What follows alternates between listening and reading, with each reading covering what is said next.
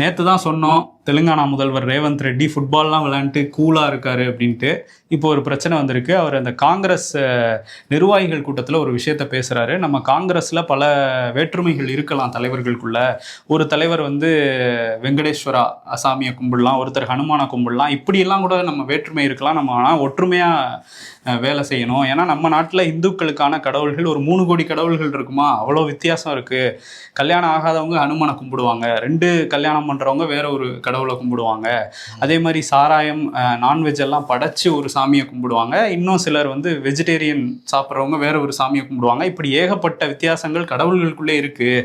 நம்ம கட்சிக்குள்ளே அப்படிதான் மாவட்ட தலைவர்களுக்குள்ளே இருக்கும். இருந்தாலும் நம்ம ஒற்றுமையாக வேலை பார்க்கணும்னு ஒரு எக்ஸாம்பிள் எடுத்துகிட்டு வந்து சொல்ல பிஜேபிக்கு பிடிச்சிட்டாங்க. பிடிச்சி கடவுளும் இவங்களும் ஒன்றா எப்படி வந்து ஈக்குவேஷன் பண்ணிக்கிறாரு பற்றி அவரு. அதுதான் அந்த மாதிரி ஒன்று சொல்ல வர இப்போ அது வந்து அங்கே பஞ்சாயத்து ஆயிடுச்சு. பிஜேபி இதில் மன்னிப்பு கேட்கணும்னு சொல்லியிருக்காங்க. கடவுளா யார் அது? இதான் வர சொசைட்டிக்குன்னு கிளம்பியிருக்காங்க. இப்போ விளக்கம் கொடுத்துருக்காரு.